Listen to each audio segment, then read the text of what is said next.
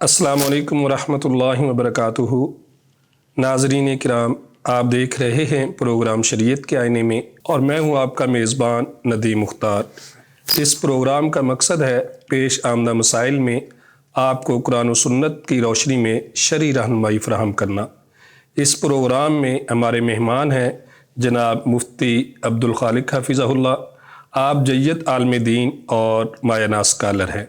अस्सलाम वालेकुम वरहमतुल्लाहि वबरकातुहू। वालेकुम अस्सलाम जी व मुफ्ती साहब, रहमतुल्लाहि आप कैसे हैं? जी अल्लाह का एहसान अल्हम्दुलिल्लाह। माशाअल्लाह। मुफ्ती साहब, एक अहम मसला एक भाई ने पूछा है। उनका कहना है कि ऑनलाइन बाजमात नमाज पढ़ने का क्या हुक्म है? ऑनलाइन बाजमात से मकसद उनका ये है कि बैतुल्लाह में जमात हो रही है और ऑनलाइन यानी नेट के ज़रिए हम मोबाइल पे उस देख रहे हैं कि वहाँ जमात हो रही है, तो क्या हम भी उस जमात में शरीक हो सकते हैं? बिस्मिल्लाहिर्रहमानिर्रहीम। यकीनन नमाजियों की ये चाहत होती है और बिलखुसूस जो बैरून मुल्क हैं और हरमैन शरीफैन से दूर, जी लेकिन जो हमारे जज्बात हैं, मोहब्बत है उस मुक़द्दस मकामात से, तो वो सुन्नत के ताबे होनी चाहिए। सही है। इस तरह की नमाज ऑनलाइन ये शरन दुरुस्त नहीं है। सही। मनाज़िर देख सकते हैं, तौर तरीका देखा जा सकता है, लेकिन इक्तिदा के लिए ज़रूरी है, जिस तरह के इमाम बुखारी रहमतुल्लाह ने सही बुखारी के अंदर और बल्कि कुतुब हदीस में जो प्यारे पैगम्बर सल्लल्लाहु अलैहि वसल्लम की इमामत है, वो जिस्मानी तौर पर यानी फ़िज़िकली तौर पर वो सामने आप हुआ करते थे और सफ़ों में इत्तिसाल वो ज़रूरी है। सही है। इल्ला के उज़्र शरी की बुनियाद पर कोई दीवार, कोई रोड हायल हो जाए तो फिर तो कोई हर्ज नहीं है, या जिस तरह यानी फर्स्ट फ्लोर सेकंड फ्लोर पे जी हम इस तरह पढ़ हो लेते जाए हैं। फिर कोई हर्ज नहीं है। लेकिन ये है कि कहीं और मस्जिद में प्रोग्राम हो रहा हो और वहाँ को बड़े इमाम साहब, इमाम हरम, इमाम मस्जिद नबवी तशरीफ़ लाए हों, तो लोग कहते हैं चलो इधर मौका मिल रहा है, तो वहाँ पहुँच नहीं पाए तो उनके पीछे ये नमाज अदा कर लें अपने घरों में ऑनलाइन तरीके से, तो ये दुरुस्त नहीं है। इसका सबूत कुरान और सुन्नत से नहीं मिलता। बल्कि हमारे यहाँ ये भी होता है कि जुमे के दिन ख़वातीन बाज़ हाज़ुन का ख़्याल होता है कि हम नमाज मतलब इमाम के पीछे अदा कर लें अपने अपने घरों में, जो कि मस्जिद के कुर्ब जवार में होते हैं। तो इस तरह की भी इक्तिदा दुरुस्त नहीं है।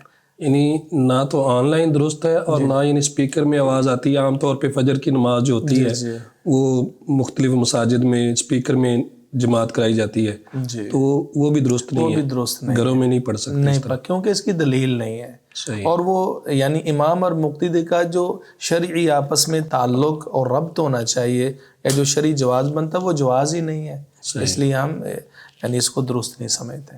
जज़ाकल्लाह खैर। इससे आगे एक भाई ने पूछा है कि क्या हर तनख्वाह पर ज़कात अदा करनी चाहिए? यानी हर महीने उसको पैसे मिलते हैं माकूल, तो उसमें से ज़कात की अदायगी ज़रूरी है? बिस्मिल्लाहिर्रहमानिर्रहीम। नहीं, माहाना तनख्वाह पे ज़कात नहीं है, बल्कि सैयदना अली मुर्तज़ा रज़ी अल्लाह ताला अन्हु से सुनन अबी दाऊद की हदीस है, हदीस नंबर 1573 है। आप अलैहिस्सलातु वस्सलाम ने ज़कात का निसाब बयान फरमाया है। सही है। सैयदना अली मुर्तज़ा रज़ी अल्लाह अन्हु को मुखातब करते हुए, इज़ा कानत लका मिअता दिरहमिन व हाल अलैहिल हौल, जब तेरे पास 200 दिरहम हो जाए और उस पर मुकम्मल साल गुजर जाए, फ़फ़ीहा खम्सतु दराहिम, तो उसमें 5 दिरहम है, यानी ये गोया कि 40वां हिस्सा बनता है। ठीक है। और जदीद हिसाब से आप 2.5% कह सकते हैं। तो ये शर्त है किसी भी माल की फ़र्जियत के लिए, यानी जो ज़मीनी पैदावार ना हो, सोना है, चांदी है, इस तरह जानवर हैं, जानवरों में उनकी क्वांटिटी है, उस हिसाब से जब साल गुजरे तो उन पर फिर ज़कात होगी। तो लिहाजा हर तनख्वाह पे नहीं है, बल्कि अपने जो मजमूई अखराजात हैं उनके बाद वो थोड़ा बहुत उसका माल जमा होता रहे, रिज़र्व करता रहे, और फिर उस जमा शुदा माल पर मुकम्मल साल गुजर जाए बशर्ते कि निसाब को पहुँचता हो, तो फिर ज़कात है। मंथली जो तनख्वाह है, अगरचे लाखों में क्यों ना हो, उस पर ज़कात नहीं है। अगरचे जो शरी सोने और चांदी का निसाब है, लाखों में इंसान क्यों ना वो हासिल करता हो, उसका हिसाब और ज़कात की जो फ़र्जियत है वो पूरा साल गुजरने के बाद है। और دوسری بات جو اہم ہے وہ یہ ہے کہ ہم نے مخصوص کیا ہوا ہے بعض لوگوں نے رمضان میں، ہاں یہ بات قابل توجہ ہے، ذہن میں رہنی چاہیے کہ کب سے رب تعالیٰ نے اس کو نوازا ہے اور اس نے اپنا شیڈیول جو ہے زکوٰۃ کی فرضیت کا کیسے بنایا ہے۔ یہ نہیں کوئی خاص مہینہ نہیں ہے زکوٰۃ کا، صحیح ہے، انسان سمجھے رجب کا مہینہ ہے جی، رمضان کا مہینہ، ایسی کوئی بات نہیں ہے۔ جو ہی رب تعالیٰ نے نوازا ہے اور جمع شدہ جو پونجی ہے اس پہ سال گزرتا ہے تو زکوٰۃ فرض ہو جاتی ہے۔ یہ جو آپ نے رمضان کا ذکر کیا، یعنی لوگوں کا اصل میں مقصد یہ ہوتا ہے کہ رمضان میں ہم خرچ کریں گے جی تو اس کا ہمیں اجر یعنی وہ زیادہ ملے گا عام مہینوں کی نسبت، تو اس کے حوالے سے یعنی کیا کہیں اس گے؟ میں میں تو یہی کہہ سکتا ہوں کہ مجموعی طور پر چونکہ رب تعالیٰ کی رحمت کا نزول ہوتا ہے اور ہر گھڑی قبولیت کی گھڑی ہوتی ہے، اور یہ جو اپنے مجموعی حساب سے مہینہ انتہائی خیر و برکت کا ہے، صحیح ہے، لیکن وہ ابن خزیمہ کی روایت آتی ہے ایک نفل فرض کے برابر اور جو ایک فرض ہے 70 فرضوں کے برابر، وہ روایت ضعیف ہے۔ صحیح ہے، لہٰذا یہ جو نا رمضان کے حوالے سے مجموعی ثواب میں تو اضافہ ممکن ہے، لیکن خاص متعین اس کی کوئی مسند دلیل نہیں ملتی۔ جزاک اللہ خیر۔ اسی طرح ایک بھائی ہیں، انہوں نے پوچھا ہے کیا شوہر کی وفات کے بعد بیوہ کے لیے اس کا نام لینا اور اس کی تصویر دیکھنا ممنوع ہے؟ اس کے حوالے سے ذرا وضاحت فرما دیں۔ جی بسم اللہ الرحمن الرحیم، یہ خاصا مختلفی بھی ہے اور عموماً پیش آمدہ مسئلہ بھی ہے۔ جی، شوہر اور بیوی مرنے کے بعد بھی ان کا رشتہ قائم رہتا ہے صحیح ہے، جب تک کہ بیوی شوہر کے بعد آگے نکاح نہ کر لے، عدت کے بعد۔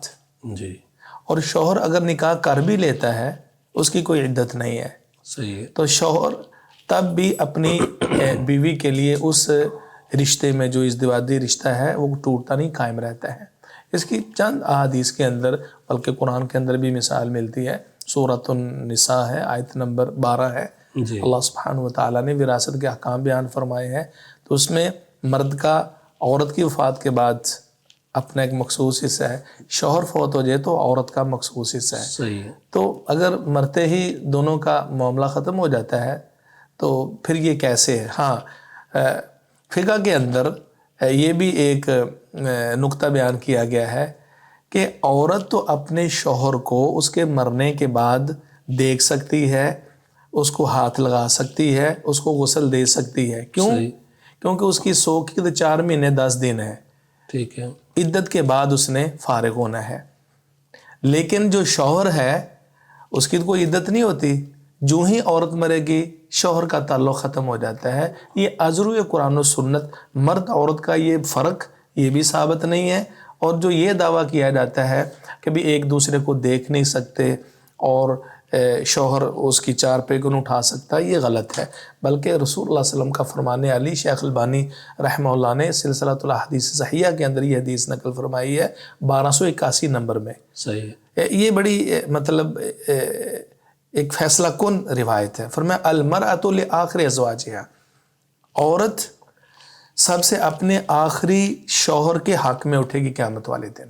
صحیح ہے، اس کا کیا مطلب ہوا کہ جب وہ ایک شوہر جب وہ فوت ہو جاتا ہے، اس کے بعد عدت گزارنے کے بعد دوسرے سے نکاح کر لیتی ہے، تو پہلے شوہر سے تب اس کا سلسلہ منقطع ہوتا ہے۔ صحیح ہے، جب تک وہ شادی نہیں کراتی اسی شوہر کی وہ بیوی سمجھ جاتی ہے، دنیا کے اندر بھی اسی شوہر کے عقد میں ہوگی اور آخرت میں بھی ہوگی۔ اور اسی طرح ابن ماجہ میں یہ 1465 نمبر حدیث ہے، رسول اللہ صلی اللہ علیہ وسلم کا واضح فرمانا ہے، فرمایا لو مت قبلی، یہ جو فرق شروع میں آپ کو بتایا ہے کہ عورت فوت ہو جائے تو مرد نہیں اس کو دیکھ سکتا، نہ اس کو دفنا سکتا ہے، اس کا تعلق ختم ہو جائے، اس کے لیے غیر محرم مان جاتی ہے، یہ غلط ہے۔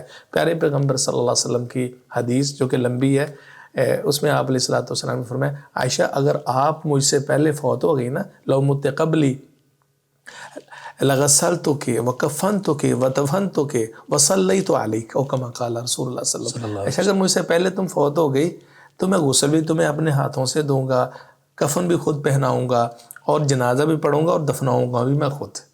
یہ بالکل واضح ہے کہ تعلق ختم نہیں ہوتا، بلکہ آپ دیکھیے کہ سیدہ فاطمہ رضی اللہ تعالیٰ عنہ کو غسل کس نے دی ہے؟ علی مرتضیٰ نے، اور سیدہ اسماء نے سیدنا ابوبکر صدیق رضی اللہ تعالیٰ عنہ کو غسل دیا ہے۔ یہ جو دلائل اس بات کے متقاضی ہیں کہ جو ہمارے ہاں یہ کانسیپٹ ہے نا کہ مرنے کے بعد مرد اپنی بیوی کا یا عورت کا تعلق ختم ہو جاتا ہے، عزل شریف بالکل غلط ہے۔ جب تک عورت آگے نکاح نہیں کرتی وہ الحمدللہ اس کے عقد میں رہتی ہے، اور اسی کے نام سے اس کا اندراج وغیرہ ہونا چاہیے کہ فلاں کی بیوی ہے۔ صحیح، جزاک اللہ خیر۔ ایک صاحب ہیں، انہوں نے پوچھا ہے کیا اقامت میں حی علی الصلاۃ اور حی علی الفلاح کہتے ہوئے گردن گھمانا ضروری ہے؟ اس کی وضاحت فرما دیں۔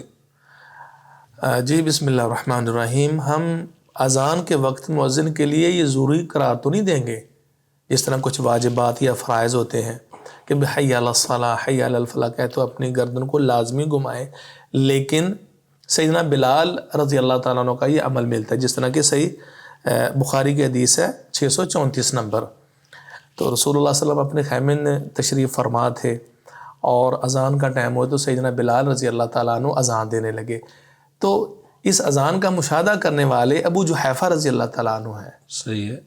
اور امام بخاری رحمہ اللہ نے اس پہ عنوان بھی ایک قائم کیا ہے، هل يتتبع المؤذن فاہو ہاہنا وہاہنا وهل يلتفت، کیا مؤذن اذان دیتے ہوئے وہ اپنا دائیں بائیں منہ پھیر سکتا ہے؟ یعنی اس کا مفہوم یہ ہے، صحیح ہے، یقیناً پھیر سکتا ہے۔ اور پھر اس حدیث اسی باب کے تحت انہوں نے حدیث ذکر فرمائی ہے۔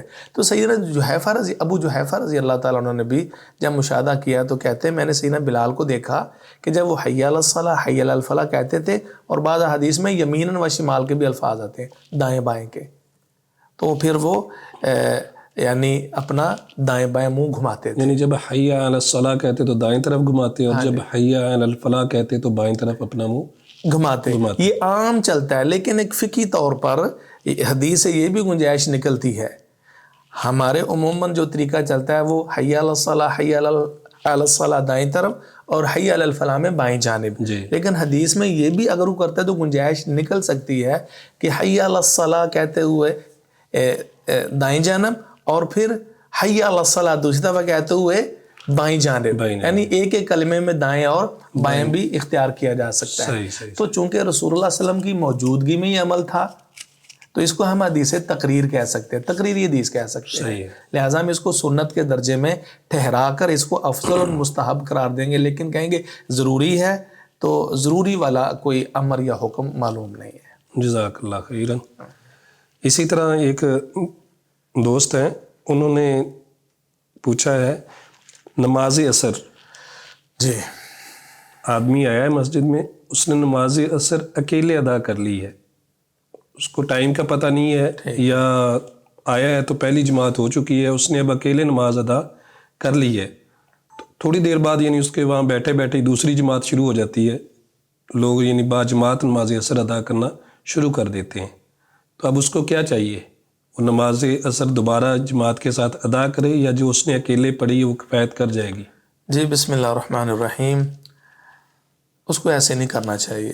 نوافل کا یہ پہلے الگ سے جو اس نے نماز پڑھی ہے اس کی حیثیت فرضیت کی ہے، صحیح، باوجود اگر وہ لیٹ ہو گیا ہے، لیکن جب جماعت کھڑی اپنی وہ فرض نماز پڑھ چکا ہے اور اس نیت سے کہ اب جماعت کھڑی ہو رہی ہے میں ان کے ساتھ بھی مل جاؤں، ہمارے خیال میں چونکہ عصر کے بعد نماز پڑھنا مطلق نوافل پڑھنا منع ہے، صحیح ہے، تو ان احادیث کی روشنی میں کہ جن میں فوراً عصر کے بعد نماز سے منع ہے، ان کی روشنی میں دیکھا جائے تو اس شخص کو نہیں پڑھنی چاہیے۔ یہاں سببی نمازیں مستثنیٰ ہیں، مثال کے طور پر کہ انسان سویا رہ گیا ہے یا بھول گیا ہے یا انتہائی کسی عذر اور مجبوری کے تحت اپنی فرض نماز نہیں پڑھ سکا تو عصر کے بعد وہ پڑھ سکتا ہے۔ سویا رہ گیا ہے وہ بھی من نام عن صلاۃ ہی اور ناسی فلیصلی اذا ذکرہا، کہ جب کوئی انسان نماز بھول جائے یا وہ سویا رہ گیا، جو ہی یاد آئے جو ہی وہ بیدار ہو جون سا بھی وقت ہے وہ نماز پڑھ لے۔ صحیح ہے، اسی طرح انسان عصر کے بعد مسجد کے اندر آتا ہے اور کسی ضرورت کے تحت بیٹھنا چاہتا ہے تو صحیح مسلم کی حدیث کی روشنی میں فلا یجلس حتی یصلی رکعتین، صحیح ہے، تو وہ 2 رکعت پڑھ کے بیٹھے، یا مثال کے طور پر وہ بیت اللہ میں ہے تو وہاں عصر کے بعد وہ طواف کر رہا ہے، تو عصر کے بعد طواف کرنے کے بعد جو طواف کی 2 رکعات ہیں مقام ابراہیم کے پاس تو وہ پڑھنی چاہیے۔ اسی طرح حرمین میں وہ عصر کے بعد جاتا ہے تو سببی نماز جو ہے نا یہ مستثنا ہے. لیکن انسان فرض پڑھی اور اس کے بعد اس کو موقع ملتا ہے یا کسی کو چاہتا ہے میں صدقہ کر دوں تو پھر عصر کے بعد اس سے بچنا چاہیے. الا کہ انسان کہیں اس طرح کی کنڈیشن ہو، عذر ہو اور اس کی نماز رہ جائے تو وہ پڑھ سکتا ہے، یا سببی نماز ہے. یعنی اکیلے بھی پڑھی ہے تو اس کی وہ جی اکیلے پڑھی تو اس کا فرض تو ادا ہو گیا نا. فرض تو ادا ہو گیا. ٹھیک ہے، جزاک اللہ خیر.